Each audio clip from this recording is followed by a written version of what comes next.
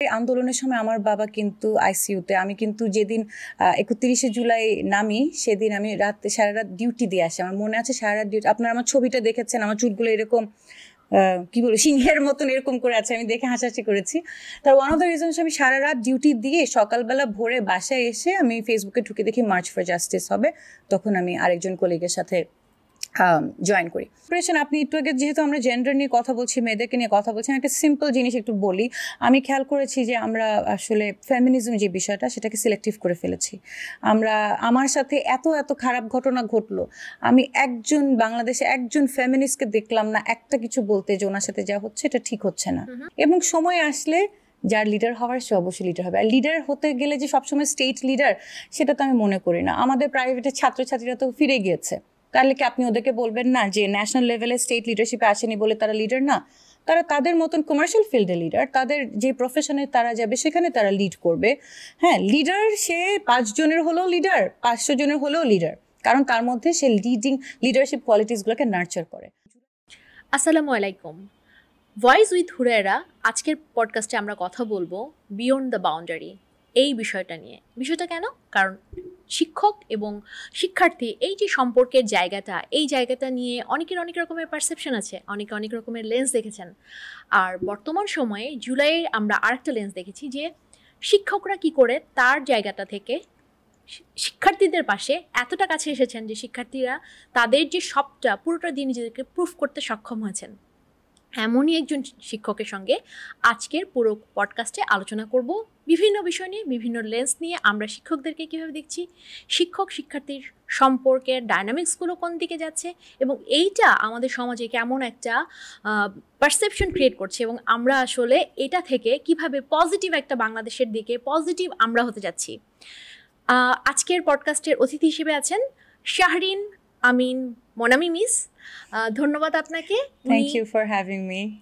অনেক অনেক ধন্যবাদ আমাদের স্টুডিওতে আসার জন্য এবং আজকে আমাদের এই একটা চমৎকার আলোচনার জন্য। সো অনেকে আপনারা চেনেন যে উনি কে, আমি তবুও পরিচয় করে দিচ্ছি। উনি পাবলিক হেলথ ডিপার্টমেন্টের অ্যাসিস্ট্যান্ট প্রফেসর হিসেবে আছেন এবং বর্তমান সময়ে উনি একজন কিংবদন্তি টিচার হিসেবে সবার সামনে আইডল হিসেবে আছেন, যে একজন টিচার কি করে ওনার জায়গাটা থেকে ওনার রোলের জন্য সবার কাছে অনেক প্রিয়।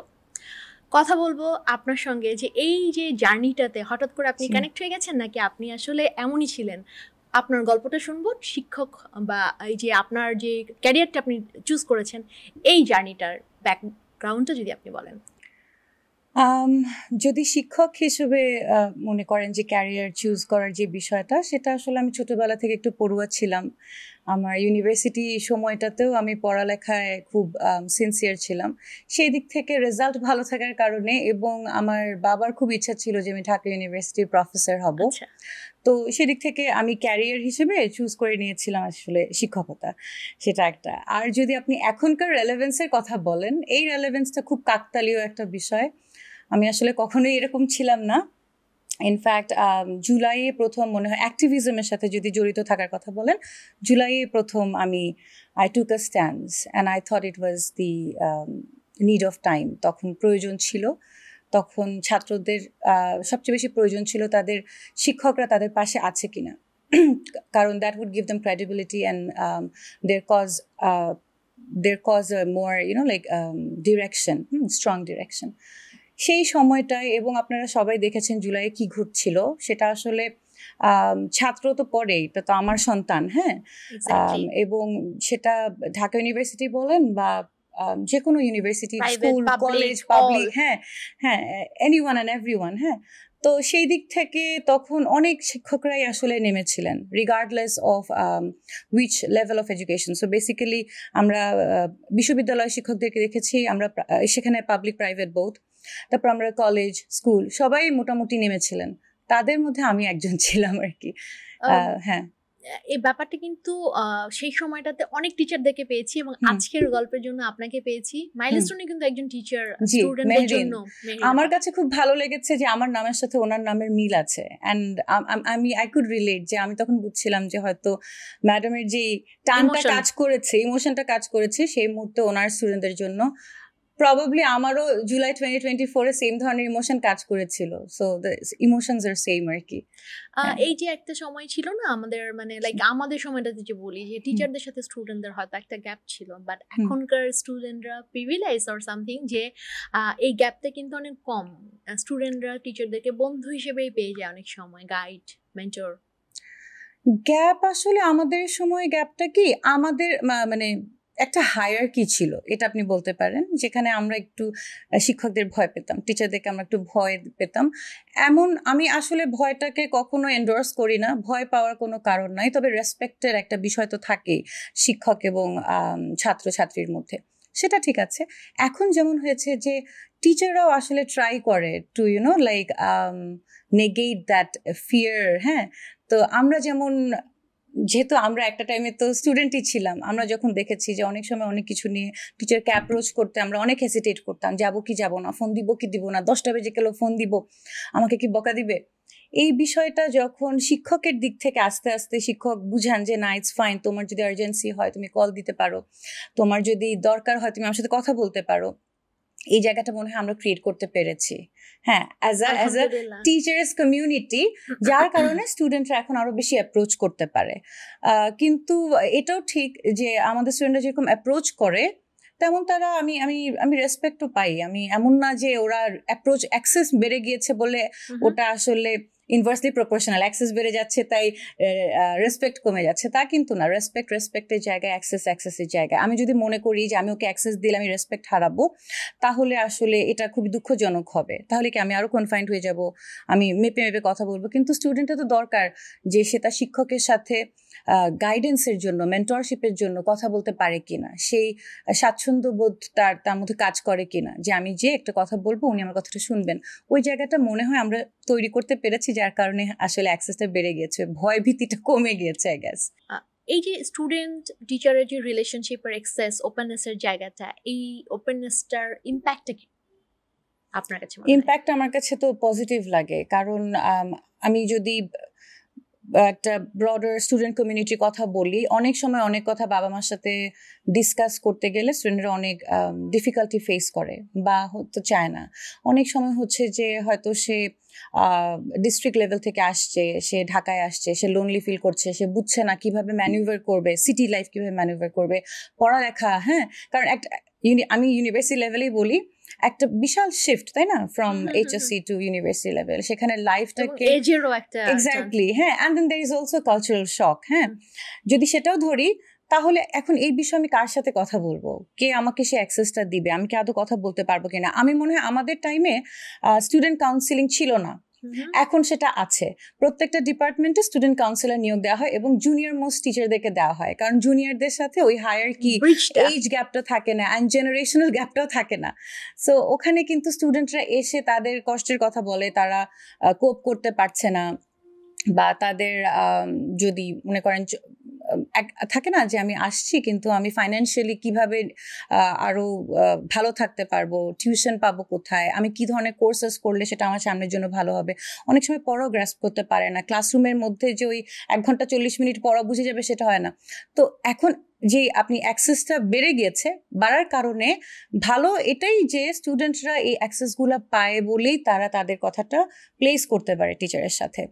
আমার সাথে আমি 2 বছর জয়েন আমি ঢাকা ইউনিভার্সিটি জয়েন করার পর 2 বছর, আমি কিন্তু জগন্নাথে 5 বছর ফ্যাকাল্টি হিসেবে ছিলাম। ডিউরিং দিস এন্টায়ার টাইম আমি কিন্তু স্টুডেন্ট কাউন্সিলর হিসেবে ছিলাম। হ্যাঁ, কেন ছিলাম? কারণ জগন্নাথে যখন জয়েন করছি তখনও জুনিয়র টিচার, আবার জগন্নাথ ছেড়ে যখন ঢাকা ইউনিভার্সিটি জয়েন করেছি তখনও জুনিয়র টিচার।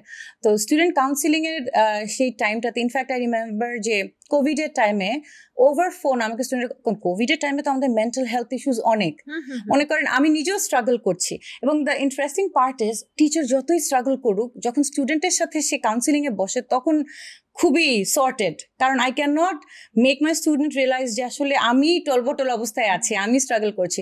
সো তখন যখন ওদের সাথে কথা বলি, আমার মনে হয়েছে যে it's a learning process for both, it's a sharing process for both. হ্যাঁ, দুইজনই বেনিফিটেড হচ্ছি। আমি বুঝতে পারছি যে আচ্ছা ঠিক আছে, এই বিষয়গুলো আসলে ইম্প্যাক্ট করে, হ্যাঁ, স্টুডেন্টদেরকে। তো আমার কাছে, আমার এক্সপিরিয়েন্সে যেটা মনে হয়েছে যে এই অ্যাক্সেসটা আসলে থাকা দরকার। এই যে স্টুডেন্ট কাউন্সিলিংটা, এটা একটা খুব ভালো ইনিশিয়েটিভ ইনস্টিটিউশনাল লেভেল থেকে।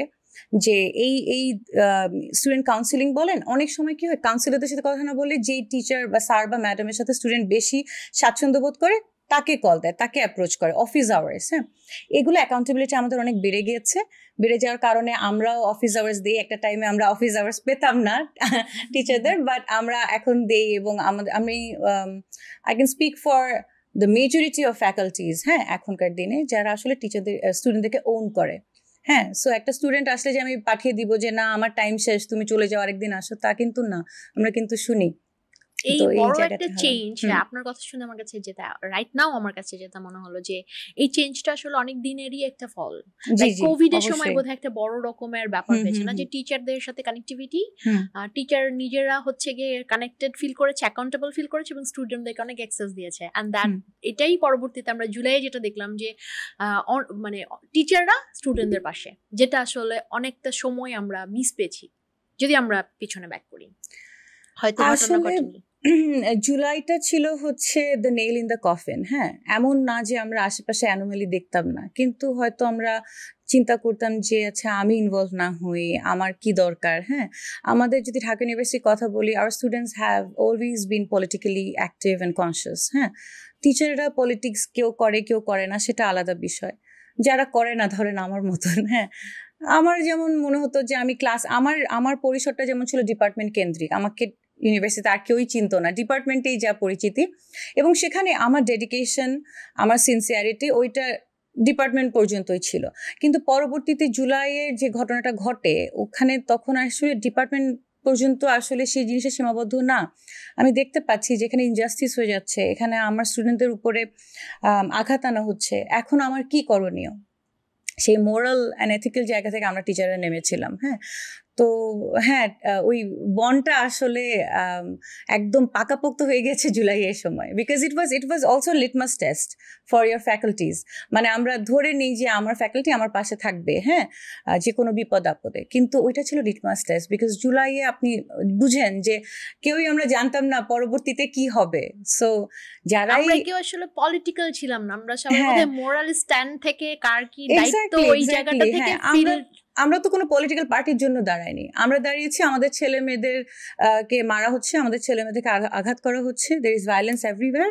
আমরা এটা চাচ্ছিলাম না, আমরা দাঁড়িয়েছি। পরবর্তীতে it took a political turn of course, কারণ সহ্যের একটা সীমা থাকে, কিন্তু ওই প্রথমে যে দাঁড়ানোটা সেটা তো অবশ্যই স্টুডেন্টদের পাশে দাঁড়ানোর জন্য। তারপর তো সবাই ব্যাক টু দ্য বাবলান, সবাই যার যার জায়গা থেকে যে পলিটিক্স করবে, যে যিনি পলিটিক্স করবেন তিনি পলিটিক্সে ফিরে গেছেন, যিনি আবার দায়িত্বে ফিরবেন তিনি দায়িত্বে ফিরে গেছেন, স্টুডেন্টরা কাজে ফিরে গেছেন, এবং কিছু স্টুডেন্ট প্রতিবাদে ফিরে গেছেন যে ওকে ফাইন, আমার জায়গা থেকে প্রতিবাদগুলো আমাদেরকে করতে হবে, যেগুলো আমরা ছোটবেলায় শুনতাম। যে নজরুলের কবিতায় ছিল, ওরে তরুণ ওরে আমার কাছে আধমরাদের ঘামেরে তুই বাঁচা। স্টুডেন্টদের মাঝখানে যে ওই জায়গাটা, আমরা একটা সময় ভাবতাম যে আসলে স্টুডেন্টরা বোধহয় আর কিছু করবে না থাকা। এখন ওদের এইজটাই ওরকম যে তাদের মধ্যে ওই স্পার্কটা থাকতে হবে, না হয় দেশ চেঞ্জ করবে কে বা সোসাইটি চেঞ্জ করবে কে। আমার এটা হয়তো আমার পার্সোনাল ওপিনিয়ন, ছেলে বলেন মেয়ে বলেন, রিগার্ডলেস অফ জেন্ডার, বিয়ে শাদী করে একটা সেটেলড লাইফে চলে যাওয়ার পরে কিন্তু ওভাবে আর সোসাইটাল লেভেলে বা ন্যাশনাল লেভেলে কন্ট্রিবিউট করা খুব ডিফিকাল্ট হয়ে যায়। Once you are within the priorities change, you are within the comfort of your own house, your own family, your own kids, তখন কিন্তু আপনি হয়তো মাঝে মধ্যে একটু চিন্তা করবেন দেশ কোথায় যাচ্ছে, কি হচ্ছে, কি হবে, কিন্তু আপনি ওভাবে কিন্তু পথে নেমে যাবেন না বা মিটিং মিছিল করতে যাবেন না। এটা ইয়াং বয়সে করা সম্ভব, এবং এই জন্য স্টুডেন্টদের পলিটিক্যালি অ্যাক্টিভ থাকা, অ্যাওয়্যার থাকাটা I see it as a good sign. Exactly. ওই সময়টাতে এই কারণেই সবাই সবার জায়গা থেকে যে আমরা তো পারছি না, ওরা পারছে, ওরাই আসলে দেশের জন্য, তো ওরা করুক, আমরা ওদের পাশে থাকবো, যে কোনো রকমের দায়িত্ব দিব। ওই জায়গাটা থেকে ফিরে আসার পরটা বা ওই জায়গাটা থেকে যে আপনার একটা ডিফারেন্ট পরিচিতি কিন্তু তখন সোসাইটি দেখেছে, স্টুডেন্টরা পেয়েছে, আপনাকে কাছে পেয়েছে, মিডিয়া জেনেছে, ওই জায়গাটা থেকে আজকের আপনি এই জার্নিটাতে আপনি কি আপনার ইম্প্যাক্ট করেছে বা কি আপনি দেখলেন চেঞ্জটা? আসলে আমি জুলাইয়ে যখন আমার স্টুডেন্টদের পাশে নামলাম, আমার সাথে যে ঘটনাটা ঘটলো, একটা ব্রিফ ইনসিডেন্ট, সেটা তখনকার মোমেন্টে, হ্যাঁ, এরপরে অগাস্ট আসলো, হ্যাঁ, দেশ স্বাধীন হলো। আমার যে টার্গেট ছিল যে আমি তো আমার স্টুডেন্টের সাথে নেমেছি, না কোনো পলিটিক্স করার জন্য, না কোনো পলিটিক্যাল অ্যাম্বিশন আমার কখনোই ছিল না। ইনফ্যাক্ট আমি তো ক্লাসে মানে হাসাহাসি করি যে আমি এমন একজন মানুষ যে আমি ঢাকা ইউনিভার্সিটি পড়া সত্ত্বেও মধুর ক্যান্টিনে কখনো ঢুকি নাই, কারণ আব্বু বলেছিল, আমার বাবা অনেক প্রোটেক্টিভ ছিলেন, কনজারভেটিভ ছিলেন, বলছে তুমি মধুর ক্যান্টিনে ঢুকো না, ক্যাডার ট্যাডার থাকে, দরকার নাই মা, তুমি ক্লাস করে বাসায় চলে আসবা। তো the first time I entered Madhur canteen was probably on 29th August 2025, যখন আমি অ্যাসিস্ট্যান্ট প্রক্টর হলাম এবং প্রক্টর স্যার বললেন যে চলেন শেরিন, আমরা মধুর ক্যান্টিনে খাবারের দাম নির্ধারণের একটা বিষয়ে একটা স্টুডেন্টদের কমপ্লেন আছে, যে দেখে আসি। That was the first time. আর এই গল্পটা আমি খুব হাসতে হাসতে করি যে আল্লাহ আমাকে কিভাবে ওখানে রিজিক লাগলো, আমাকে ওখানে যেতেই হলো। তো আমার কখনো ইন্টেনশন ছিল না। তো জুলাইয়ের পরবর্তীতে আমার আসলে ইম্প্যাক্ট ওইটা কিছুই না, I got back to my own department, আমি ক্লাস নেওয়া শুরু করলাম। যেটা অ্যাডিশনাল হলো সেটা হচ্ছে যে আমাকে অ্যাসিস্ট্যান্ট প্রক্টর হিসেবে নিয়োগ দেওয়া হলো, which is basically an additional administrative responsibility, তেমন কিছু না। এটা ইউনিভার্সিটির মধ্যে আমি ইউনিভার্সিটির ওভারঅল সিকিউরিটি অ্যান্ড ডিসিপ্লিন দেখার একটা দায়িত্ব পেলাম, প্রক্টোরিয়াল টিমের একটা পার্ট হয়ে, এবং আমি সেটাই করছিলাম। আমাকে অনেকবার মিডিয়াতে ডেকেছে, অনেক টক শো করতে ডেকেছে, আমি বলেছি না, আমি আসবো না, কারণ মানে অনেক বিষয়ে ডাকে। আমার পার্সোনাল যে স্ট্যান্স, যে আমি যে বিষয়ে খুব এক্সপার্ট না, যেটা আমি খুব ভালোভাবে বুঝি না, আমি সেটা নিয়ে অযথা আলাপে যাব না। আমি শিখবো, আরেকজন বলবে, আমি শুনবো, আমি শিখবো, কিন্তু আমি ওপিনিয়ন দেওয়ার জায়গায় আছি কিনা সেটা যদি আমি মনে করি যে আমি নাই, আমি সেখানে আসলে ইন্ডালজ করি না বা আমি ইন্টারাক্ট করি না। তো আমাকে অনেক জায়গায় অনেক টপিক নিয়ে, তখন সমসাময়িক জুলাই পরবর্তী দেশ গঠন, এই সেই অনেক কিছু নিয়ে ডাকলো, কিন্তু আমি বললাম যে না। আরেকটা কথা হচ্ছে যে I never wanted media attention. So media attention বা ইম্প্যাক্টের যে জায়গাটা, ইম্প্যাক্ট আমার তখন 1 বছরে তেমন মানে মিডিয়া বা যে এক্সটার্নাল কোনো ইম্প্যাক্ট আমার লাইফে ছিল না। আমি আসলে খুব সোজা সাপটা সরল জীবনে ফিরে গিয়েছিলাম। আমি ক্লাস নিতাম, প্রক্টোরিয়াল কাজ করতাম, এবং ওটাই আমি খুব এনজয় করতাম। আমার স্টুডেন্টরা তখন আসলে একটা লম্বা সময় ঢাকা ইউনিভার্সিটি যেহেতু ছাত্রলীগের কি বলবো একটা এর মধ্যে ছিল, ইম্প্যাক্ট ইনফ্লুয়েন্সের মধ্যে ছিল, ওখান থেকে বের হয়ে ছাত্রদের অনেক দাবি দেওয়া, অনেক আশা ভরসার জায়গা ছিল। তো প্রশাসনের কাছে তারা একটা জায়গা, আগে প্রশাসনের কাছে যাওয়া যেত না, তখন যাওয়ার একটা জায়গা হলো। তখন ওরা যখন আসতো, আমি খুব উৎসাহ সহকারে, I think I can vouch for it and my students will say, যে আমি আসলে খুব উৎসাহ সহকারে সবারটা শুনতাম, যতটুকু করা সম্ভব আমি করেছি। অনেক সময় এখতিয়ারে থাকে না, আমি করতে পারি না, বা আমাদের পুরো প্রশাসনটাই, ঢাকা ইউনিভার্সিটির প্রশাসনই আসলে একটা নতুন রূপ ধারণ করলো যে আমরা প্রো স্টুডেন্ট কিভাবে হব। তো আমার জীবনটা ওখানেই কাটছিল। এবং ওয়ান্স সামওয়ান সেড যে আপনাকে, নারীদেরকে দেখা যাচ্ছে না পলিটিক্সে, আপনাকে দেখা যাচ্ছে না, আপনার এত বড় একটা রোল জুলাইয়ে, কিন্তু আপনি কোথাও নাই। তখন আমি বললাম, কে বললো আমি নাই? হ্যাঁ, বলে না, আপনাকে তো আমরা কোথাও দেখি না। আমি বলি যে দেখেন, আমাকে আমার যে পরিসর সেখানে এসে আমাকে খুঁজেন, আপনি পাবেন। সো দ্য ইম্প্যাক্ট ইজ আমি আমার কাজে ছিলাম আর কি। লাস্ট জুলাইয়ে স্টুডেন্ট টিচারের মাঝখানে যে র্যাপোটা তৈরি হয়েছে, ওই জায়গাটার পর আপনার যে স্ট্রাগলগুলো, ওইটা যদি একটু শেয়ার করেন। বিকজ আমরা তো সেই আরও টিচাররা স্টুডেন্টদের পাশে দাঁড়াক এবং এরকম বোল্ডলি দাঁড়াক, তাতে করে স্টুডেন্টরা টিচারদের কাছ থেকে শিখবে। সো ওই স্ট্রাগলগুলো যদি আপনি বলেন যে কি স্ট্রাগল আপনি ফেস করেছেন পার্সোনাল লাইফে, মানে রিয়েল লাইফে আমি আসলে তেমন কোনো স্ট্রাগলই ফেস করি নাই। আল্লাহর রহমতে জুলাইয়ের পরবর্তী সময়ে আমার ক্যাম্পাসে আমার একটা অ্যাকসেপ্টেন্স তৈরি হয়েছে, যেটা হয়তো আগে ডিপার্টমেন্টে ছিল, হ্যাঁ, সেটা একটু ক্যাম্পাসে ছড়িয়ে গেছে।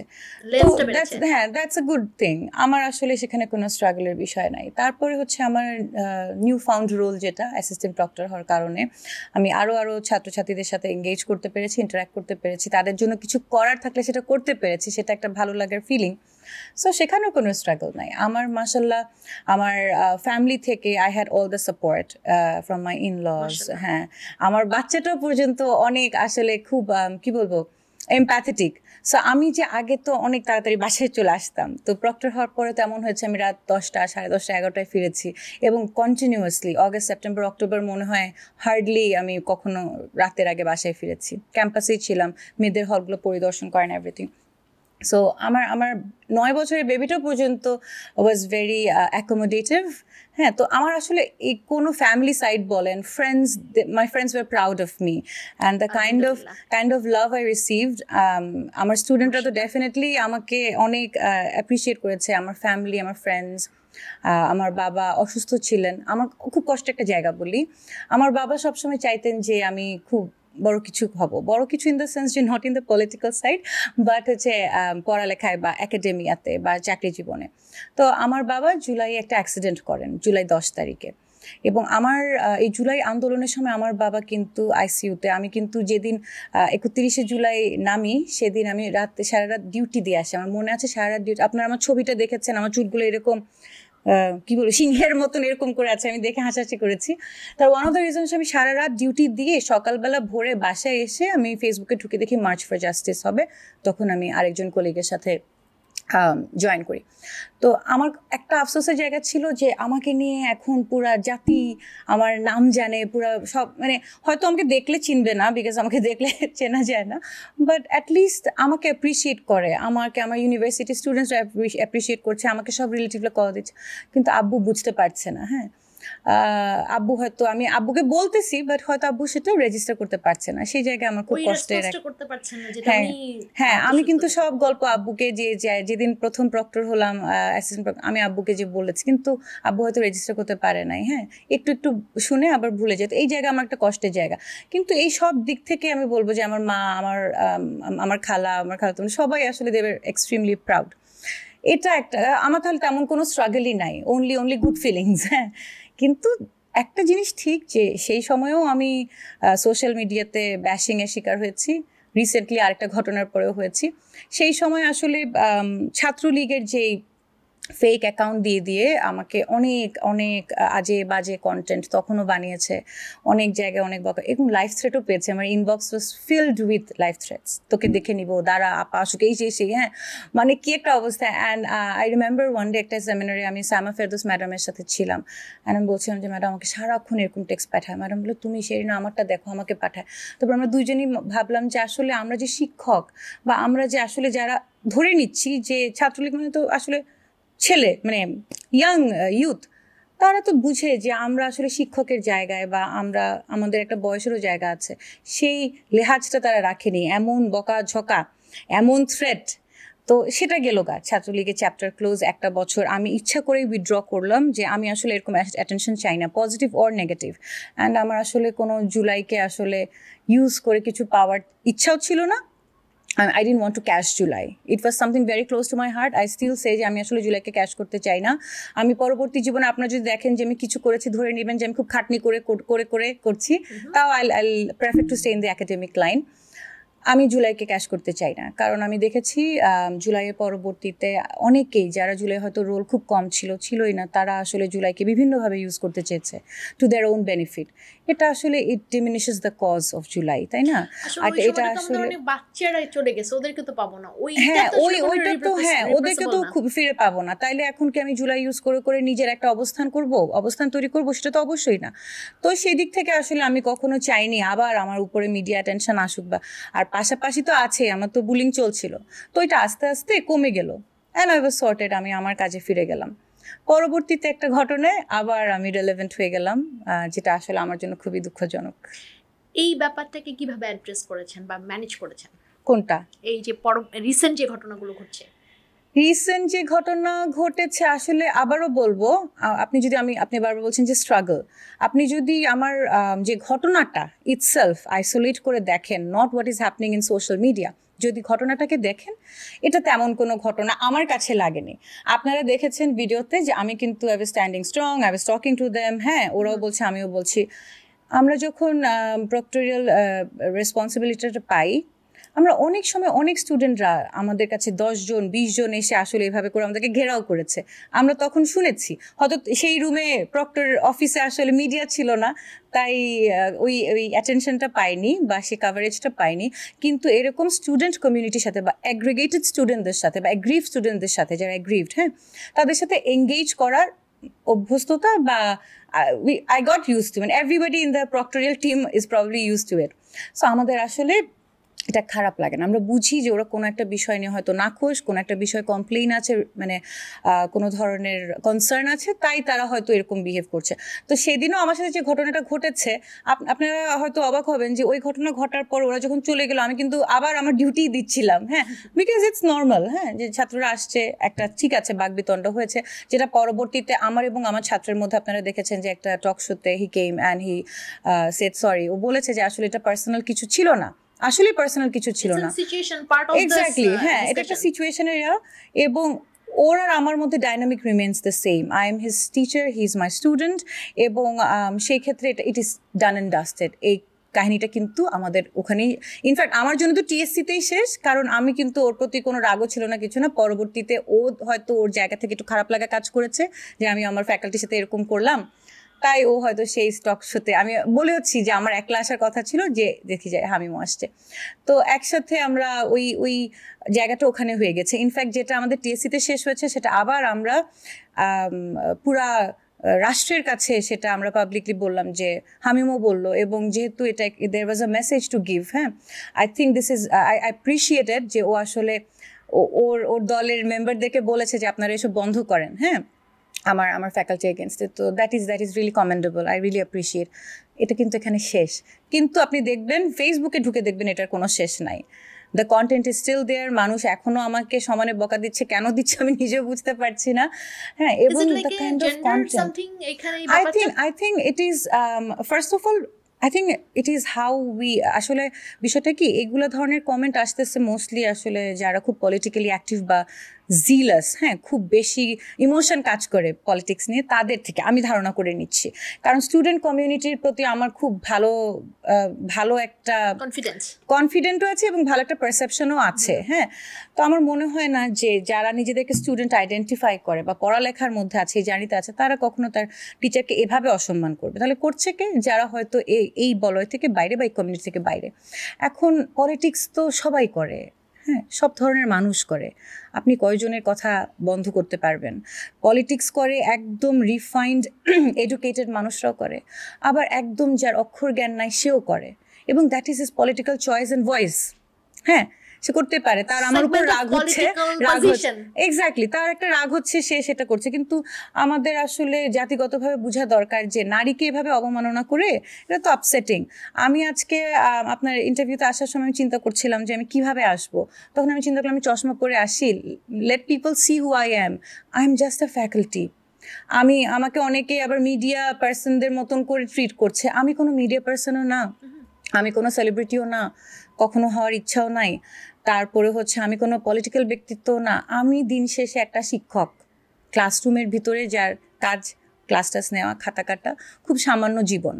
এই শিক্ষকের রোলটা একদম সবাই, মানে সবার জন্যই একটা কমন রোল, তাই না? যে একদম কোনো ইউনিয়ন পর্যায়েও তো একটা শিক্ষক আছে, তো আপনি আপনার ইউনিয়নের যে শিক্ষক স্যার বা ম্যাডাম, তাকে যেরকম সম্মান দেন, আপনি ঢাকায়, আমি একজন শিক্ষক, আমাকে এভাবে ইচ্ছা মতন গালি দিচ্ছেন, কথাবার্তা মানে কোনো ভাষার ঠিক নাই, এটা কি আসলে আমার সাথে নেয়? এবং আপনারা তো ভিতরের কাহিনীটা শুনতে চাচ্ছেন না, যেখানে আমি আর আমার ছাত্রের মধ্যে আমাদের এই টপিকটা ক্লোজ হয়ে গেছে। এই ডাকসু নির্বাচন ইজ মানে সর্টেড, ক্লোজ, হ্যাঁ, সবাই সবার মতন আগিয়ে যাচ্ছে, সেখানে আপনারা আগাচ্ছেন না, আমিও কিন্তু আমার জীবনে আগিয়ে যাচ্ছি, ওনারা ওই জায়গায় পড়ে আছেন আমাকে নিয়ে বকাঝকা। তো ইট ইজ ভেরি আনফর্চুনেট আসলে, এই একটাই স্ট্রাগল আর কি। হ্যাঁ, এই জায়গাটাতে যখন আমি দেখছিলাম, মানে লাইক লাস্ট কিছুদিন ধরে যেভাবে মিডিয়া রিপ্রেজেন্ট করছে এই জায়গাটাতে, এই মিডিয়া আর কি পার্ট অফ মানে আমাদের সমাজ, নাকি মিডিয়া আমাদের এই জায়গাটাতে মোবিলাইজ করছে রং ডিরেকশনে? মানে এখানে আসলে কোথায় স্টপ হওয়া উচিত? সবকিছুতে একটা সিকোয়েন্স থাকে না, যে এটা আমার কাছে মনে হচ্ছে খুব ইররিলেভেন্ট। সো এই জায়গাটাতে ধরেন আপনি যেটা বললেন দায়িত্বটা এমন হওয়া উচিত বা কাজের ক্ষেত্রে এরকম হওয়া উচিত, বাট আপনার ক্ষেত্রে এটা আউট অফ বক্সে চলে গেল কি করে? আপনার কি মনে হয় আউট অফ বক্সে চলে গেল কিভাবে? এখানে আমি খুব ইনফর্মাল একটা কথা বলি। আমি সেদিন দায়িত্বরত ছিলাম, 8টা সেন্টার ছিল, প্রত্যেকটা সেন্টারের সিকিউরিটি হেডের একই ধরনের ব্রিফিং ছিল, নিয়মগুলাও সেম ছিল, ওনারা করেছিল সেম কাজ, সবারই একটা বড় করে মাইকও ছিল, যে that hand what is that, ওটাকে কি বলে, আমি নামটা, ওই যে বড় জিনিসটা, হোয়াট এভার, হ্যাঁ, হ্যান্ড মাইক, সবাই সেম কাজ করেছি। আমার মেইল অ্যাসিস্ট্যান্ট প্রক্টররা যে কাজ করেছে তার সেন্টারে ফিমেলরা সেটা করেছি, কিন্তু মাঝখান দিয়ে এই যে অ্যাটেনশনটা বা ভাইরাল হওয়ার যে বিষয়টা সেটা আমি হলাম। এটা আমি ধরে নিই যে maybe because I am a female, মেয়েদেরকে আমরা এত স্ট্রং পজিশনে দেখে অভ্যস্ত না। আমরা মনে করি মেয়েরা মানেই টিমিড হবে, হ্যাঁ, একটা মবের সামনে পড়ে সে কাচুমাচু হবে, অ্যান্ড সেখানে আমি কাচুমাচু হচ্ছিলাম না, সেটাও হয়তো ওয়াজ আ মিডিয়া কন্টেন্ট। হ্যাঁ, তারপরে আর কি হতে পারে, আর হতে পারে আই ডোন্ট নো, খুব বাজে শোনাবে because of the way I look, maybe because I was wearing lenses or because of my braids, সুন্দর করে বেনি, আমি জানি না, something that the media thought যে এটা যদি ইউজ মানে এই মানে আরেকজন স্যারেরটা দেখানোতে যতটা না লাভ হবে তার চেয়ে আমারটা দেখালে I think that is one of the reason. আর যেটা হচ্ছে যে এখন মিডিয়া কি দেখায়, মানুষ যেটা দেখতে চায়, হ্যাঁ, বা মানুষ যেটা দেখে অভ্যস্ত না, যেটা দেখে অভ্যস্ত, তখন মিডিয়া বলতে পারে দেখো দেখো তুমি তো এটা দেখো নাই, দেখছো এরকমও হয়, এরকমও হয়, হ্যাঁ, সো এরকমও হয়। তো ওই জিনিসটাই যে ও মানে মানুষকে দেখানো যে দেখো একটা ম্যাডাম এভাবে করে দাঁড়িয়ে ঘেরা হচ্ছে, বা এই যে জিনিসটা মানুষ দেখে ইউজ টু না, বা উনি আবার এঙ্গেজ করছে ক্রাউডের সাথে, সেটা দেখে ইউজ টু না। বা হয়তো যে আরেকটা দেখেছি যে আমি যে কোনো সেলিব্রিটি থেকে দেখতে ভালো, এরকম টাইপের কথা, যে হয়তো দেখতে ভালো হলে কি সে একাডেমি মানে পড়ালেখায় ভালো হবে না, এই পোলারাইজেশন। হ্যাঁ, ব্রেন উইথ বিউটি সোসাইটি বা মিডিয়া এই জিনিসটাকে অ্যাকসেপ্ট করতে পারছে না, অথবা এইটাকে হয়তো ক্যাশ করছে না, maybe this is a content that this is something I don't know what works, হ্যাঁ, বাট ইট ওয়ার্কড, হ্যাঁ, যার কারণে এই ওয়ার্ক করাতে যে আমি আসলে একটা ডিফিকাল্ট সিচুয়েশনে পড়ে গেলাম। তারপরও আমি, বিশ্বাস করবেন কিনা আপু, আমি জাস্ট একটা দিন মন খারাপ করেছিলাম। আমার মন খারাপের বিষয়টাও খুব ডিফারেন্ট ছিল। আমার ছিল যে আমি নিজেকে মানে আমি খুব ডেডিকেটেড ভাবে কাজ করি, তো আমার মন খারাপ, আমি যখন টিএসসি সেন্টার থেকে চলে আসি, বিকজ ওখানে এই যে এরকম একটা কমোশন হলো, আমার দুঃখটা এটা না, আমি দেখতে পাচ্ছি আমি ভাইরাল হচ্ছে, এভরিবডি নোজ, অ্যান্ড সবাই মানে স্প্লিট সেকেন্ডে মিডিয়া কিভাবে ভিডিও হয়ে গেল, সব কিছু আপলোড হয়ে যাচ্ছে। আমার দুঃখ এখানে না যে আমাকে হয়তো কেউ বকা দিচ্ছে বা আমাকে ভোট চোর বলছে, আমি তো জানি আমি কিছু করি নাই, সো আমার আসলে কিছুই গায়ে লাগছিল না। আমার দুঃখ হচ্ছে আমাকে যে দায়িত্ব দেওয়া হয়েছিল আমি সেই দায়িত্বটা ইনকমপ্লিট রেখে চলে আসছি। এই কষ্টের মতন কষ্ট আর নাই, আমি একটা স্টেটাসও দিয়েছিলাম, বিকজ আমি যখন থেকে দায়িত্ব নিয়েছিলাম অ্যাসিস্ট্যান্ট প্রক্টরে, আমি অনেকগুলা ইম্পর্টেন্ট ভাইটাল রোলে আমাকে দেওয়া হয়েছিল, এক একটা ইভেন্ট বলেন, প্রোগ্রাম বলেন, এবং আল্লাহর রহমতে আমি সবগুলা ঠিক মতো করেছি। সেখান থেকে আমার টিমের এবং আমার যিনি সিনিয়র প্রক্টর স্যার, ওনার একটা আস্থার জায়গা ছিল যে শেরিনকে এই কাজটা দিলেও হ্যান্ডেল করতে পারবে। আমার ওখানে কষ্ট লাগছিল যে আমি তো হ্যান্ডেল করতে পারলাম না, বা আমি তো হ্যান্ডেল করে ফেলেছিলাম, তাইলে আমাকে কেন চলে আসতে হলো। হ্যাঁ, আমি সেন্টার থেকে চলে আসলাম যেন এটা আরও অ্যাগ্রিভেট না হয়, এটা যেন ওখানেই শেষ হয়ে যায়।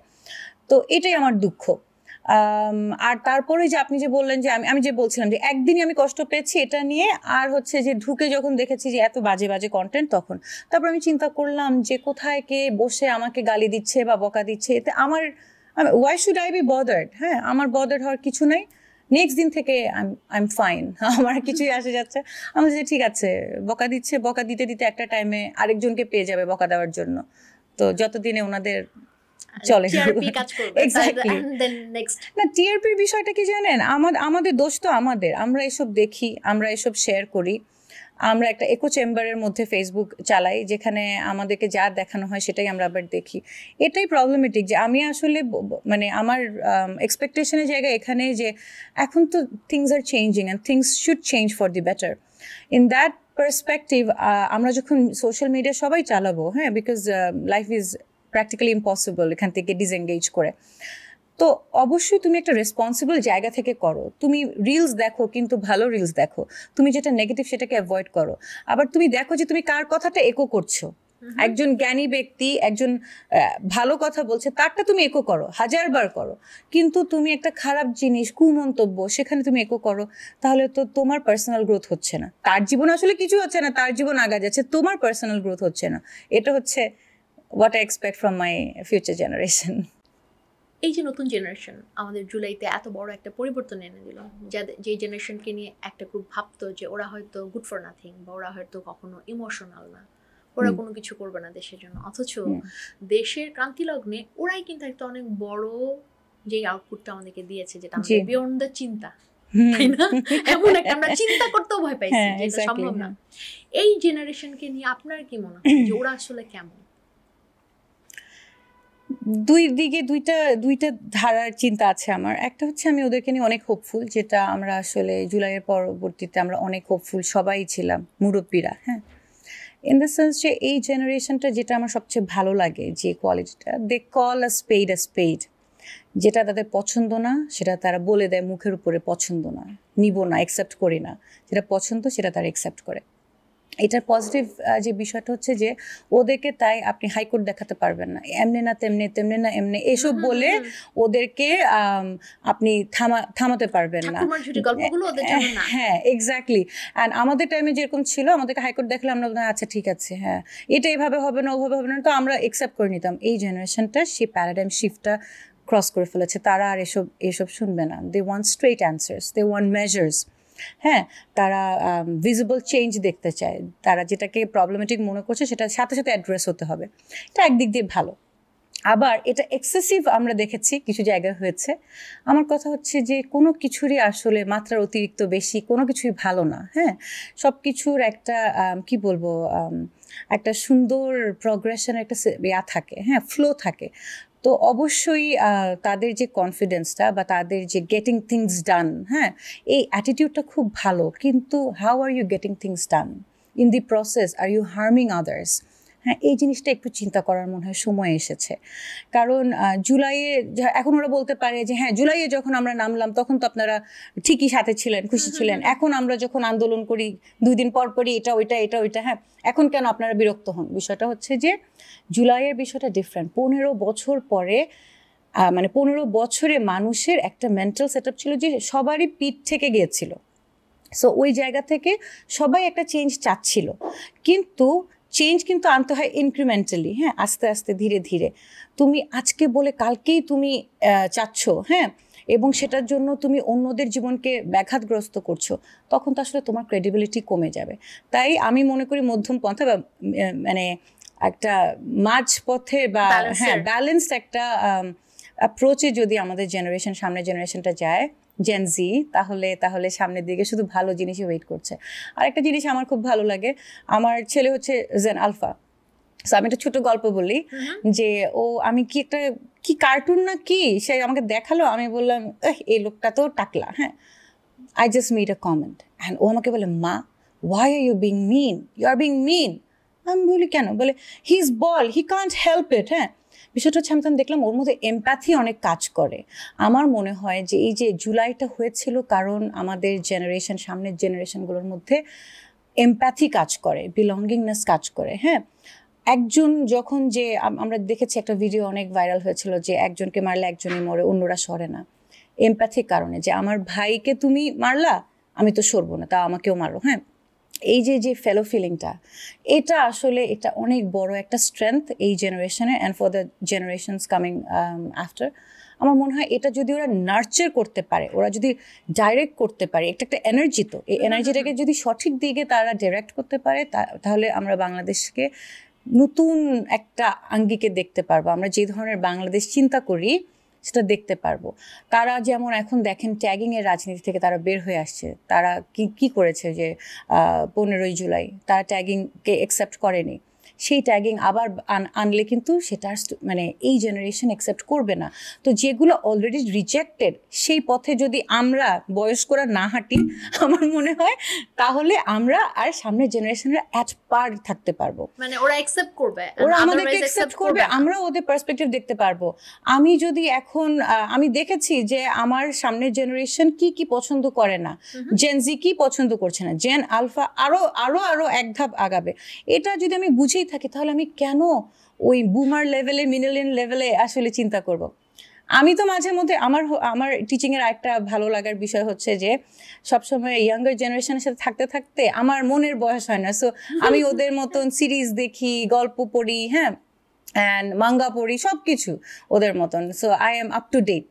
হ্যাঁ, তো এটাই এই জায়গাটাতে একটু পজ দিব এবং এই জায়গাটা থেকে আরো অনেকগুলো কোয়েশ্চেনস করব। এই জায়গাটা থেকেই জানতে ইচ্ছা হচ্ছে এই আর কি, যে যেহেতু ওরা রিজেক্ট করে, ওরা খুব বোল্ড, স্ট্রেট, সো ওরা যদি চেঞ্জ করলো, বাট যা মানে এই জায়গাটাতে আপনি বললেন যে আমরা যদি ট্র্যাডিশনাল জিনিসগুলো প্র্যাকটিস করি তাহলে ওরা অ্যাকসেপ্ট করবে না, সো তার মানে ওদের জায়গাটা থেকেই তো আসলে চিন্তা করতে হবে এবং নেতৃত্বটাও ওদের ওখান থেকে আসবে। যদি নেতৃত্বের জায়গাটা হয় যে আমরা আমাদের বাচ্চাদেরকে দেখতে চাই নেতৃত্বের পজিশনে, তাহলে ওদেরকে আসলে কি অ্যাডাপ্ট করতে হবে to play the role, at the same time ওদেরকে অ্যাকসেপ্ট করার জন্য আমাদেরকে ওদের সাথে অ্যাডাপ্টেবিলিটিটা ইনক্রিজ করার জন্য উইন উইন সিচুয়েশন থেকে কে কি রোল করবে, কি বড় একটা যে কঠিন প্রশ্ন আসলে। একটা পুরো জেনারেশনের কথা চলছে না, দুই তিনটা জেনারেশনের কথা চলছে।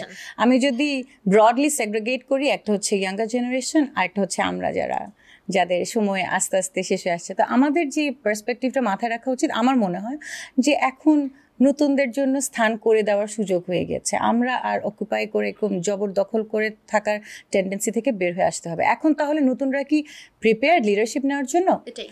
ওরা একটা টাইমে দেখিয়ে দিয়েছে আমাদেরকে জুলাইয়ে, দে হ্যাভ দ্য পোটেনশিয়াল। কিন্তু পোটেনশিয়াল থাকলেই সেটাকে যে পারসু করতে হয় সেই বিষয়টা ওদেরকে বুঝতে হবে। আমার অনেক কিছু পোটেনশিয়াল থাকতে পারে, আমি হয়তো চাইলে ভালো গান গাইতে পারি, কিন্তু প্রত্যেক দিন রেওয়াজ না করলে, ডিসিপ্লিনের মধ্যে রেওয়াজ না করলে আমি গান গাইতে পারবো না। আমি হয়তো অনেক ভালো নাচতে পারতে পারি, কিন্তু সেই নাচটা প্র্যাকটিস না করলে ফর্ম কখনো আমার থাকবে না, মুদ্রা কখনো সুন্দর উঠবে না। সো বিষয়টা আমাদের সামনের দিকে লিডার্সদের জন্য আমার যদি কিছু আপনি বলেন যে বলতে, তা আমার মনে হয় যে ওদের এই জিনিসটাকে পারসু করতে হবে। আমি যে লিডার হব, আমি আমার আগের লিডারদের মধ্যে যা পাইনি, যে ল্যাকটা আমি মনে করি, সেটা আমি আমার মধ্যে কালটিভেট করছি কি, মোরালি বলেন, এথিক্যালি বলেন, তারপরে ওনারশিপ থেকে বলেন, হ্যাঁ, দলকে ওন করা, বা এই যে এখন আমরা একটা সুন্দর চেঞ্জ দেখছি যে ভুল অ্যাকসেপ্ট করা, বা কি বলবো যে চেঞ্জটা আনার যে mentality, that change starts with me, এই টেন্ডেন্সিটা, এগুলো সব হচ্ছে leadership qualities to cultivate. At the same time সামনের লিডারদেরকে আমার মনে হয় যে আরেকটু বেশি সহনশীল হতে হবে, যেটা হয়তো এখনকার জেনারেশন কম, হ্যাঁ, মিস করে যাচ্ছে। এটা মনে হয় একটা এইজেরও বিষয় আছে, ওরা ইয়াং, সো এটা একটা এইজ। আসো যখন আরেকটু পরিপক্ক এইজে যাবে, লিডার্স যখন আস্তে আস্তে আরো ম্যাচিউর লিডার্স শিখবে, কিন্তু এই শেখার প্রসেসটা তাদেরকে ওপেন থাকতে হবে, open to suggestions, open to advises, open to experiences. হ্যাঁ, ভালো খারাপ উভয় এক্সপিরিয়েন্সই তার হবে। তাকে মানুষ 5টা ভালো অ্যাডভাইস দিলে 5টা খারাপ অ্যাডভাইসও দিবে, তাকে সেটা স্ক্রুটিনি করতে জানতে হবে যে আমি কোনটা শুনবো কোনটা শুনবো না। হ্যাঁ, এটা কিন্তু একটা বড় রকমের জায়গা। আপনি যেরকম বললেন না বড় কোয়েশ্চেন, এখানে আমারও আপনার কাছে আরেকটা কোয়েশ্চেন, যে এই জেনারেশনের যে চেঞ্জটা, এটা যেরকম আমরা দেখে আসি নাই, ওদেরকে গাইড করা প্যারেন্টসদের জন্য একটা ডিফিকাল্ট জায়গা, টিচারদের জায়গা থেকে অ্যাডাপ্টেবিলিটি বলেন, হ্যান্ডেল করার জন্য স্কিল বলেন, বা ওই জায়গাটাতে কাজ করার জন্য ডিফারেন্ট অ্যাসপেক্টে ডিফারেন্ট একটা রোল প্লের স্কোপ আছে। আপনি যদি একটু আপনার জায়গাটা থেকে গাইড করেন, যে টিচারদের জায়গা থেকে, হ্যাঁ, আপনার জায়গাটা থেকে গাইড করেন as a parents, as a teacher, as a Gen Z, মানে আমাদের নিউ জেনারেশন, আপনি যেরকম বললেন যে ওদেরকে স্কোপ অ্যাকসেপ্ট করতে হবে, ফিডব্যাক, ওনাদের সাথে এই কানেক্টিভিটিটার স্মুথনেস, ব্যালেন্স কি করে তৈরি হবে? আপনি যদি আমাকে একটা প্যারেন্টের মা বা বাবা মার জায়গায় দাঁড়া করান, আমি মনে করি যে আমি খুব সোজাসাপটা মানুষ আসলে, হ্যাঁ, এবং আমি একটু আগেও বলেছি গল্পের ছলে যে আমি খুব সিম্পল লিভিংয়ে পছন্দ করি। আমি মনে করি সব কিছুর একটা সময় আছে এবং আল্লাহ সেই সময়ে ধারণ করে দিয়েছে, তুমি কখন কি করবে। আমার না গল্প বলতে লাগলে অন্যান্য গল্প রিলেট করে চলে আসে। ফর এক্সাম্পল, ঢাকা ইউনিভার্সিটিতে আমার বাবা, আমি বলেছি আমার বাবা চেয়েছিল, সেই চাকরিটা আমার চাইলে 14 সালে মানে হওয়া উচিত, কারণ আমি তখন বের হয়েছি মাত্র, আমি ফার্স্ট গার্ল, হ্যাঁ, first class first and everything. Ideally তখন হয় নাই, হ্যাঁ, এবং খুব কষ্ট পেয়েছি। 16 সালে আরেকটা বোর্ড হলো, সেখানেও আমার হলো না, খুব কষ্ট পেয়েছি। আমার ছেলে তখন 17 দিনের বেবিকে নিয়ে আমি ভাইভা বোর্ড ফেস করেও আমার চাকরি হয় নাই। আমি মনে করছি কখনো হয়তো ঢাকা ইউনিভার্সিটির চাকরিটা হবে না, কিন্তু সেটা যে 22 সালে হলো, আপনি বুঝেন, 7 বছর পরে যে আমি ঢুকলাম, তার মানে আমার রিজিকে ওই টাইমে লেখা ছিল। হ্যাঁ, তো সময়ের বিষয়, এক্স্যাক্টলি, সো সময়ের একটা বিষয় আছে। তো আমি যদি একটা প্যারেন্টের জায়গা থেকে বলি, আমি চাইবো যে হ্যাঁ ঠিক আছে, তোমরা সামনে লিডার্স হবে, কিন্তু লিডার্স হওয়ার জন্য ধাপে ধাপে আগাও। এই মুহূর্তে যেটা তোমার হয়তো তুমি করতে গিয়ে 100টা ভুল করবে, আরো 5 বছর পরে হয়তো 5টা ভুল করবে, কারণ এই 5 বছরে তোমার একটা গ্রোথ হবে, পার্সোনাল গ্রোথ হবে, হয়তো সেই সময়টা তোমার জন্য আরো বেশি সুইটেবল হবে। আমি বলবো যে ধৈর্য ধারণ করা একটা বিষয় আছে। তো যারা স্টুডেন্ট তাদেরকে আমি বলবো যে পড়ালেখায় মনোযোগ দাও। আমি যেমন টিচার, আমি ফিরে গিয়েছি টিচিং এ মনোযোগ দেওয়ার জন্য, তোমরা যেমন যে যার মতন, কেন অন্যান্য প্রফেশনের মানুষরা কি জুলাইয়ে নামে নাই? নেমেছে তো, তাই না? ডাক্তার নেমেছে, ইঞ্জিনিয়ার নেমেছে, সবাই কিন্তু তার তার স্ব স্থানে আবার ফিরে গিয়েছে, কারণ সেটা তাদের কমফর্ট জোন, সেখানে তার পার্সোনাল গ্রোথের জায়গা আছে। স্টুডেন্টের পার্সোনাল গ্রোথ কোথায়? থ্রু স্টাডিজ, পড়ালেখা, জ্ঞান অর্জন। দ্যাট ইজ নট, এটা তো ওয়েস্টেজ অফ টাইম না। তুমি তো নিজেকে প্রিপেয়ার করছো for your next phase of life. Next ফেজে তুমি একটা দিন যদি রিজিকে থাকে তুমি লিডারই হবা, তোমাকে আল্লাহ ওখানেই হয়তো লিখে রেখেছে, যেমন 7 বছর পর আমাকে ঢাকা ইউনিভার্সিটি টিচার লিখেছে। সো আমার হচ্ছে যে আমার ছেলেকে যদি কখনো অ্যাডভাইস দেওয়ার হয়, আমি বলবো যে বাবা সব কিছু সময় আছে, সময়টা আসা পর্যন্ত আমরা ধৈর্য ধরবো, আমরা শিখবো, আমরা কাজ করব, এবং আমরা নিজেদেরকে যেখানে দেখতে চাই সেই পথে আমি কি কি করা লাগে, I will do my very best. পড়ালেখা করবো, আমি এটা করবো, আমি পলিটিক্যালি অ্যাক্টিভ থাকবো, আমি লেখালেখি করবো, আরও বেশি পড়বো, জানবো। যদি আমাকে পলিটিক্সে আসলে অ্যাক্টিভ হতে হয়, ইয়েস আই উইল বি মানে পলিটিক্যাল আইডিওলজি সবার থাকবে, I will B A part of a member of a party, or I will relate with a kind of political ideology, that is fine, but core ডিউটিটা কি সেটাকে ঠিক রাখতে হবে। That is the I think the stair to personal growth.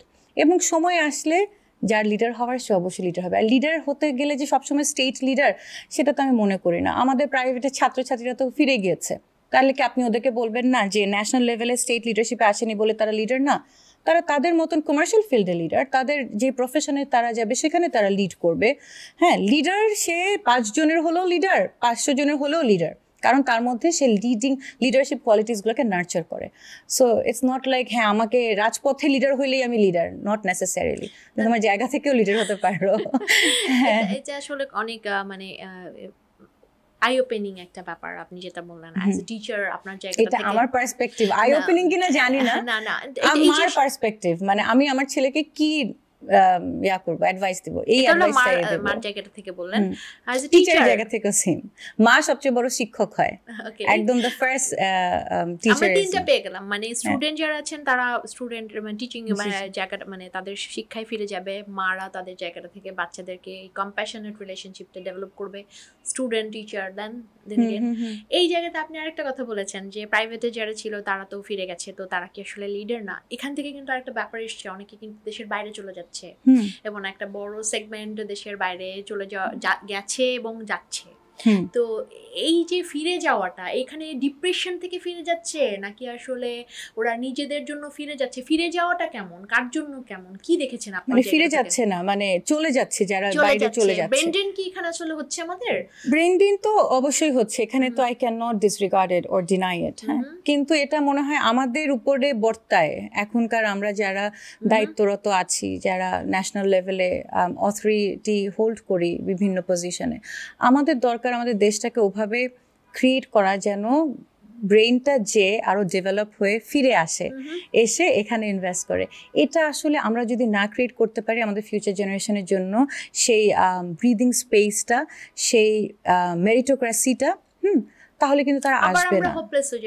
হ্যাঁ, আবার hopeless হয়ে যাবে, তারা থেকে যাবে, কেউ আসবে না। তুমি যদি দেশে ল অ্যান্ড অর্ডার, মানে আপনি যদি দেশে ল অ্যান্ড অর্ডার কায়েম না করতে পারেন, আপনি যদি দেশটাকে মেরিটোক্রেসির উপরে বেস করে চাকরি বলেন বা সকল ধরনের অপরচুনিটিসকে মেরিট দিয়ে যাচ না করতে পারেন, আপনি এটাও বাদ দেন, আপনি যদি এথিক্যালি আপনার মানুষের মধ্যে এথিক্স না ঢুকাতে পারেন, আপনি যদি ইকুয়ালিটি অ্যান্ড ইকুইটির বিষয়টা মাথায় না রাখেন অ্যাজ সরকার, স্টেট হিসাবে, তাহলে কিন্তু চলে যাবে। আমি অনেক অনেক মেয়েদেরকে শুনি যে বলে যে দেশের বাইরে চলে যাব।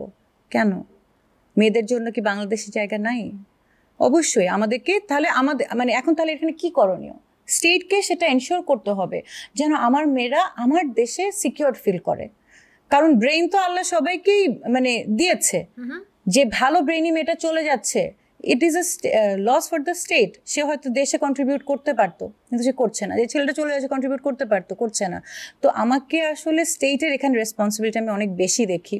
সোসাইটির দেখি, বাট সর্বোপরি আগে স্টেটকে আসলে অনেক মেজার্স নিতে বাবা মা হবে। তো তার বাচ্চার সেফটি সিকিউরিটিটা এক্স্যাক্টলি চিন্তা করবেই। হ্যাঁ, দিন শেষে শুধু বাবা মার কথাটা যারা যখন একজন মানুষ অ্যাডাল্ট হয়ে যায়, একটা স্টুডেন্ট যখন ধরেন 18+ হয়ে গেল, সে তো তখন নিজের ভালোটাই বুঝবে। এখন নিজের ভালো চাওয়া কিন্তু খারাপ কিছু না, আমরা এটাকে ভিলিফাই করে আমরা খারাপ মনে করি যে ও আচ্ছা সে বিদেশে চলে যাচ্ছে, সে দেশকে ভালোবাসে না। হ্যাঁ, দেশকে তখনই ভালোবাসবে যখন তার পরের দিন বেঁচে থাকার সিকিউরিটি থাকবে, যখন তার পরের দিন রাস্তায় বের হয়ে তার সেফ ফিল করবে, যখন সে জানবে যে যে চাকরিটাতে সে যাচ্ছে সেখানে তার মেরিটটাকে কদর করা হবে, হ্যাঁ, not the connections and networks, তখনই ভালো থাকবে। যখন সে জানবে যে তার প্রমোশনটা ঠিক টাইমে হবে, হ্যাঁ, তার পারফরমেন্সের উপরে তার প্রমোশন হবে, এগুলো তো আসলে আমাদেরকে তৈরি করে দিতে হবে। আমরা একতরফা চাইবো, স্টেট শুধু চাইবে আর বাচ্চাদের কাছে চাইবো না যে ওরাই সব কিছু করবে, ওরা থেকে যাবে, কিন্তু আমরা কিছু তৈরি করে দিব না, আমরা ওদের জন্য সেই লেভেল প্লেইং গ্রাউন্ডটা বা ওই স্পেসটা তৈরি করবো না, সেটা তো আসলে হতে পারে না, একতরফা তো হতে পারে না। এক্স্যাক্টলি, রাষ্ট্র আসলে সবচেয়ে বেশি এই জায়গাটাতে বাবা মাকে যদি কমফোর্ট না দেয় যে আমার বাচ্চা সিকিউর, তাহলে তো বাবা মার এই জায়গাটা বাচ্চাদের চলে যাও। সো এখানে তো বাবা মা এত কষ্ট করে মানুষ করে ওয়ান ফাইন মর্নিং এবং যার যায় সে জানে, যাদের গেছে তারা জেনেছে, যার গেছে সে বুঝে কষ্টটা কোথায়। অনেক বাবা মাকে মনে করে না, যে মনে করেন একদম আমি জুলাইকে যদি নাও আনলাম, আমি শুধুমাত্র সিম্পল ডে টু ডে আমাদের যে অ্যাক্সিডেন্ট গুলো ঘটে রাস্তায়, হ্যাঁ, কত ইয়াং কি বলবো পটেনশিয়াল আমাদের মানুষ, কারো না কারো তো ছেলে বা মেয়ে, তখন কি মনে হয় না যে ওকে যদি 2 বছর আগে পাঠিয়ে দিতাম, ওকে যদি এইচএসসির পরে পাঠিয়ে দিতাম, আজকে হয়তো এটা হইতো না।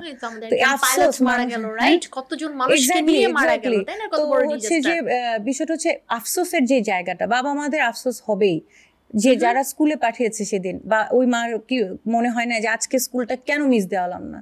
আই থিঙ্ক একটা মনে হয় একটা দেখেছিলাম যে বলেছিল যে আজকে স্কুলে যাবে না, মা বলেছে না যেতে হবে, তারপর তোমাকে কিছু কিনে দিব সামথিং।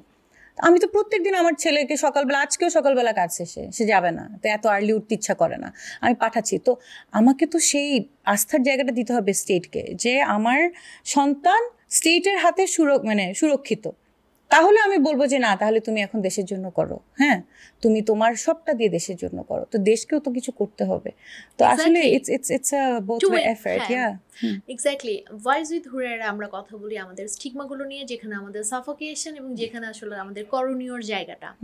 আমরা কথা বলার মাঝখানে বললাম যে এই যে মেয়েদের একটা সিকিউরিটির ব্যাপার, এই সময়টাতে দেখি মেয়েদেরও একটা ইকুয়াল এঙ্গেজমেন্ট। এই ইকুয়াল এঙ্গেজমেন্টের জায়গাটাতে আপনি আবার বললেন ট্যালেন্টস উইথ এঙ্গেজমেন্ট এভরিথিং, এই ইনসিকিউরিটিটা যদি থাকে তাহলে ফিমেলরা নামতে পারবে না। আর সিকিউরিটিটা যদি তৈরি করতে হয় তাহলে ফ্রম আপনার থেকেই নিলাম যে এই সিকিউরিটিটা আসলে এনশিওর করতে হবে। এইটা আসলে বাবা মারা তখনই কমফোর্ট পাবে যখন রাষ্ট্র বাবা মাকে হেল্প করবে। রাষ্ট্র, সোসাইটি, কমিউনিটি সব লেভেলেই আছে। আসলে রাষ্ট্র তো সবার লাস্টে, আগে হচ্ছে নিজের এলাকা, কমিউনিটি, সোসাইটি, তারপরে আপনার নিজের কি বলবো ডিস্ট্রিক্ট লেভেল, লেভেলে সবাইকে আসলে যারা দায়িত্বে আছে। ইনফ্যাক্ট আমি আসলে, আপনি যদি এটাকে করতে চান, ডাইসেক্ট করতে চান, এটা তো আমার আপনারও একটা রেসপন্সিবিলিটি। আমার পাশে থাকা মেয়েটাকে আমি কেমন ফিল করাচ্ছি, আমি কি তাকে আনকমফোর্টেবল ফিল করাচ্ছি, আমি তাকে অযাচিত প্রশ্ন করছি, তাকে কি আমি কোনোভাবে হ্যারাস করছি? আমি হয়তো মনে করছি এটা কোনো বিষয়ই না, তাকে বললাম যে আমার কাপড় নিয়ে একটা কমেন্ট করে দিলাম, আমি তো বড়, আমি তো বলতেই পারি, কিন্তু সে তো একটু গুটাই গেল, তার তো একটু আনকমফোর্টেবল লাগলো, সে তো তার কনফিডেন্স একটু হলেও আপনি করেছেন, হ্যাঁ, বা তার কাছে মনে হলো যে সামথিং রং উইথ মি। এখানে বড় পার্টটা কার তাহলে? সোসাইটির এই যে আসলে সবচেয়ে বড় পার্ট হচ্ছে আমাদের নিজেদের, আমাদের মাইন্ডসেটটাকে ঠিক করতে হবে। এবং এখন সময় চলে আসছে, আপনি যদি গ্লোবালি বাংলাদেশকে আগিয়ে নিয়ে যেতে চান, সামনের দিকে নিয়ে যেতে চান, there is no scope to ignore this minute issues যেগুলো আসলে ডে টু ডে লাইফে হয়। এগুলো হয়তো অনেকে আমরা বলি যে না এটা কোনো বিষয় না, তুমি মাথায় রেখো না, কেউ ইফটিস করলো, আচ্ছা মা তুমি ভুলে যাওয়া এত সহজ না, হ্যাঁ, আর ছোট বয়সে আরও বেশি সহজ না। তো আসলে আমাদের ফিউচার জেনারেশন অফ ফিমেলস, হ্যাঁ, তারা কতটা কনফিডেন্ট হবে, তারা রাষ্ট্রকে কতটুকু দিবে, তারা নিজেরা দেশের প্রতি তাদের বিলঙ্গিংনেসটা বা ওনারশিপটা কাজ করবে তখনই যখন দেশ তাকে বুঝাবে যে তুমি আমার মেয়ে, তুমি আমার কাছে সেফ। তো এই জায়গাটা আসলে আমার আপনার সবার থেকে শুরু। হ্যাঁ, exactly. So the mindset has to change. হ্যাঁ। ইদার সব দিক দিয়েই। হ্যাঁ, এই জায়গাটাতে এখন সবচেয়ে বড় ডিপ্রেশন আপনার কাছে জেনারেশন টু জেনারেশন ডিপ্রেশনটা কি, এবং ডিপ্রেশনটাও কি চেঞ্জ হচ্ছে? আমার ডিপ্রেশন, আপনি একটু আগে যেহেতু আমরা জেন্ডার নিয়ে কথা বলছি, মেয়েদেরকে নিয়ে কথা বলছি, একটা সিম্পল জিনিস একটু বলি। আমি খেয়াল করেছি যে আমরা আসলে ফেমিনিজম যে বিষয়টা সেটাকে সিলেক্টিভ করে ফেলেছি আমরা। আমার সাথে এত এত খারাপ ঘটনা ঘটলো, আমি বাংলাদেশে একজন ফেমিনিস্টকে দেখলাম না একটা কিছু বলতে যে ওনার সাথে যা হচ্ছে এটা ঠিক হচ্ছে না। হ্যাঁ, অ্যাজ ইফ বিকজ এরকম একটা ভাব যে আমার নামে তো আবার অ্যালিগেশন আছে যে আমি শিবির ম্যাডাম হোয়াট এভার, আপনারা সবাই জানেন। হ্যাঁ, I am very upfront and আমি খুব স্ট্রেট ফরওয়ার্ড কথা বলি। আমি যেহেতু এক ধরনের হয়তো এটাও মিসকনসেপশন, এখন কি করব মানুষের মিসকনসেপশন নিয়ে, তাহলে আমাকে হেয় প্রতিপন্ন করাটা জায়েজ? হ্যাঁ, বা একটা মেয়ে হিজাব করছে, তুমি যদি ফেমিনিস্টই হও তুমি তার হিজাবকে রেসপেক্ট করবা না কেন? হ্যাঁ, as long as nobody is imposing you to wear a hijab, why don't you respect? তুমি সেই স্পেসটা দাও। তো আমরা মেয়েরা যদি মেয়েদেরকে ওভাবে, ফেমিনিজম তো সবার জন্য, not just for girls who are not covering up, but for girls who are also covering up. Feminism is about the movement for rights of women, all kinds of women, নারী বান্ধব যেটাকে আমরা বলে চিৎকার করছি। এখন আপনি সিলেক্টিভ নারী নিয়ে কথা বললে তো সেটা তো প্রবলেমেটিক, তাহলে আপনার ফেমিনিজমের ডেফিনেশন ঠিক নাই। এবং বাংলাদেশে আমার মনে হয় ফেমিনিজমের ডেফিনেশন আসলে ঠিক নাই, ওনারা আসলে সিলেক্টিভ ফেমিনিজম করে। সামনের দিকে আমি দেখতে পাচ্ছি যে হিজাবিজ এন্ড নন হিজাবিজদেরকে একে অপরের পোলার এন্ডে দাঁড়া করে দেওয়া হয়েছে, অ্যাজ ইফ লাইক আমার যদি হিজাবিজদের রাইট এস্টাবলিশ করতে হয় তাহলে নন হিজাবিজদের চিন্তায় পড়ে যাচ্ছে, আবার নন হিজাবিদেরকে নিয়ে কথা বললে হিজাবিদেরকে আমি ছোট করে দেখাচ্ছি, বাজে বাজে কথা বলছি কেন? হ্যাঁ, এটা কেন হবে? আপনি আমাদেরকে, আর আমি বলবো যে মেয়েদেরকে স্ট্রং থাকতে, আমাদেরকে একে অপরের এগেইনস্টে দাঁড়া করে দেওয়াটা। আমি কেন দাঁড়াচ্ছি? এক্স্যাক্টলি, আমি কেন দাঁড়াবো? আমি তো মেয়ে, কিন্তু দাঁড়াচ্ছি, কিন্তু বাজে কথা বলতে কিন্তু আমি একটু পিছপা হচ্ছি না। তো এটা তো খুবই দুঃখজনক। আর আপনি বললেন না সবচেয়ে বড় ফ্রাস্ট্রেশন কোন জায়গায়? ফ্রাস্ট্রেশন আমার এখানে যে আমাদের মেয়েদের জন্য আমরা কেন, আর মেয়েরাই বা আমরা কেন এটাকে অ্যাকসেপ্ট করছি? আমরা কেন নিজেদেরকে আসলে my right and her right করে ফেলছি? It's our right to choose how we want to see our life, how we want to live, or how we envision our life, বা আমার লাইফস্টাইল কেমন হবে সেটা চয়েসটা আমার। কিন্তু আমাদেরকে দুইটা পোলার এন্ডে দাঁড়া করায় দেওয়া হচ্ছে, অ্যাজ ইফ এক সেকশনের রাইটস এস্টাবলিশ করার জন্য আরেক সেকশনকে করতে হবে। আর সামনের দিকে মনে করেন বাংলাদেশ অনেক অনেক পথ পেরিয়ে অনেক কষ্ট করে একটা ঝাঁকি খেলো, তাই না? জুলাই একটা ঝাঁকি খেলো। ঝাঁকি খাওয়ার পরে তো যা জীর্ণ, যা খারাপ, যা নষ্ট, যা ডেটোরেটেড, সব পড়ে যাওয়ার কথা। এখন তো সব ভালো, রিফরমেশনের টাইম, তাই না? রিস্ট্রাকচারিং, রিফরমেশন, সেটা না হয়ে আমরা যদি এই ধরনের পোলারাইজেশনে আবার চলে যাই, আবার ঘুরে গেলাম, আবার তো আমি সেই জুলাইয়ের ব্যাকে জুন 2024 চলে গেলাম। চেঞ্জ হচ্ছে একটাই, যে শেখ হাসিনা ছিলেন, শেখ হাসিনা নাই, তাই না? কোনো চেঞ্জ তো হলো না। আমরা নারীরা যদি চেঞ্জ হতে চাই, আরেকটা নারীকে স্কোপ দিতে চাই, যেটা আমি প্রশ্নটা শুরু করেছি, যে নারী বান্ধব যদি আমরা করতে চাই, নারীর এনগেজমেন্ট এনশিওর করতে চাই, আপনি নারীকে কি বলবেন, পুরুষকে কি বলবেন? আমি নারীকে কি বলবো? আমি নারীকে বলবো, একটু চিন্তা করে কি, নারীকে বলবো যে কনফিডেন্ট থাকার কথা সবাই বলে, বি কনফিডেন্ট। আমার কাছে মনে হয় যে বি ভোকাল, এটাও সবাই বলে।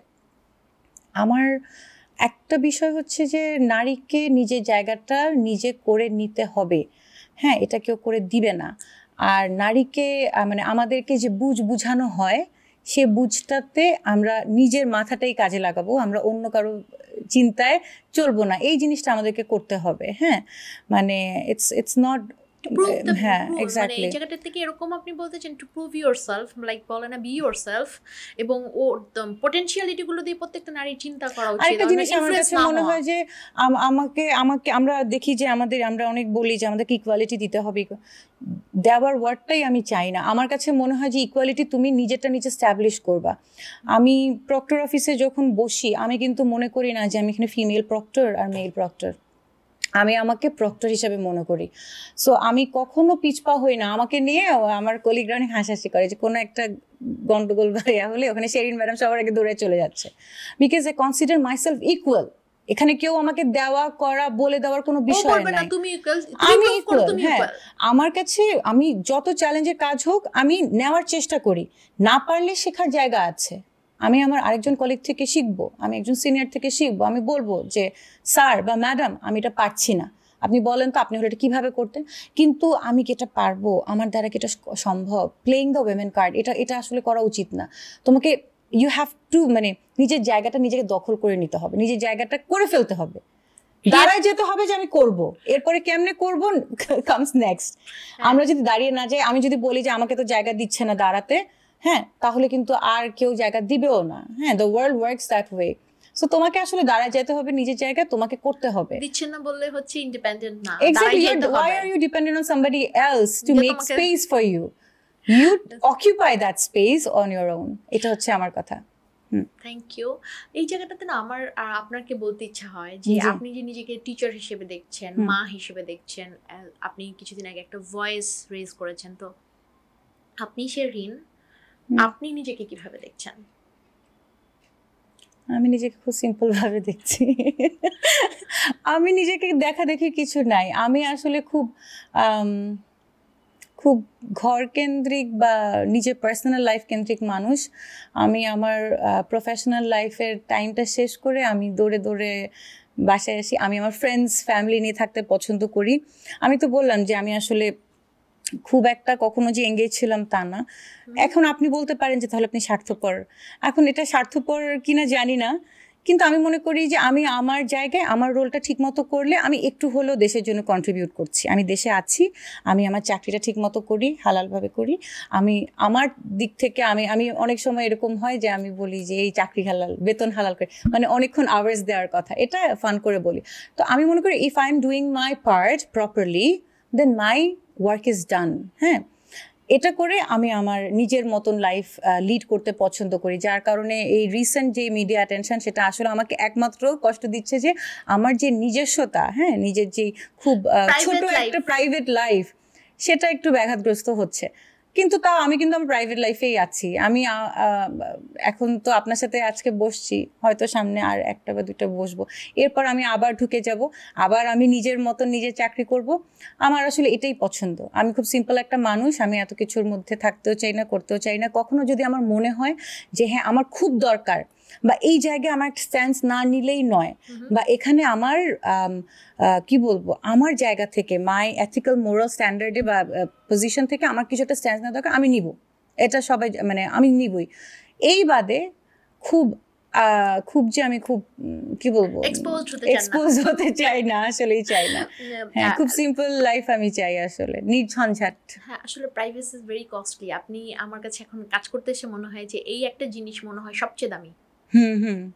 সবকিছু পাওয়া যাবে, কিন্তু এইটা একবার দিন শেষে আমার কাছে পিসটা খুব ইম্পর্টেন্ট। আমি সবসময় বলি let live and let live, মানে নিজে বাঁচি আর অন্যকেও বাঁচতে দিই।